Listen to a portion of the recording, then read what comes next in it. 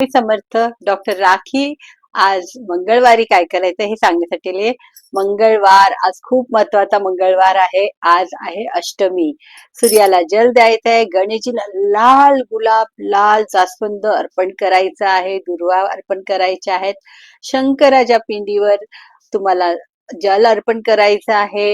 अ, त्याच्यामध्ये थोडं गुळ घाला किंवा दूध अर्पण करताय त्याच्यामध्ये थोडं गुळ घाला किंवा तिथे पिंडीवरच्या इथे गुळाचा एक खडा ठेवा आणि बेल फूल अर्पण करा. आज अंबे जगदंबेला तुम्ही मनापासून ओटी भरा. ज्यांनी ओटी भरून झालेली आहे त्यांनी आज पान एकदम छान असं पान घ्यायचं आहे. त्याच्यावर विड्याचं पान त्याच्यावर मध घालायचंय आणि मातेला अर्पण करायचंय. 11 लवंग, 21 लवंग, 51 लवंग, 108 लवंगचा हार बनवून तुम्ही मातेला अर्पण करू शकता. आज तुम्ही मातेची ओटी भरू शकता. त्याचप्रमाणे गुळ त्यांना फार आवडतं, तो गुळाचा नैवेद्य आज करायचा आहे किंवा गुळाच्या प्रसादामध्ये तुम्ही काही वस्तू बनवून किंवा पदार्थ बनवून तुम्ही अर्पण करू शकता. आज आपल्याला देवीच्या दिव्यामध्ये लवंग घालायची आहे.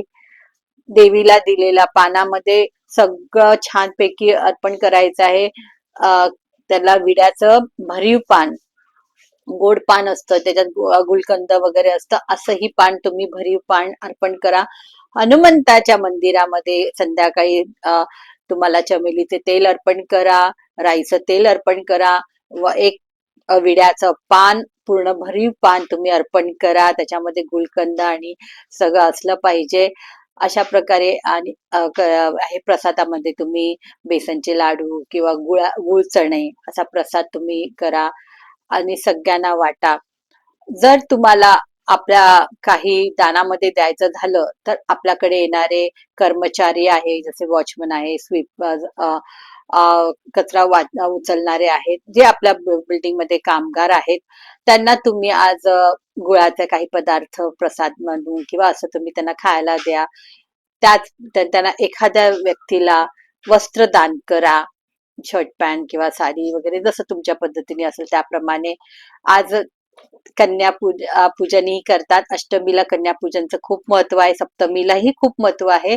तर अष्टमीला जे कन्यापूजन करणार आहे त्यांनी कन्येचे पाय धुवायचे, त्यांना पूजायचं, त्यांना हळदी कुंकू लावायचे, फुलं द्यायची, त्यांना काही भेट वस्तू द्यायची, त्यांना खीरपुरी, हलवा पुरी, काळे चण्याची भाजी आणि पुरी असा तुम्ही त्यांना नैवेद्य अर्पण करून त्यांना खायला द्यायचं आहे. आणि कन्यांना खूप प्रेम करायचं आहे. त्या 9 कन्या म्हणजे आपल्याकडे आलेल्या 9 देवी असतात, त्याच्यामुळे त्यांची खूप सेवा करा, प्रेम करा. अशा प्रकारे आजचा दिवस तुम्ही साजरा करा. श्री स्वामी समर्थ.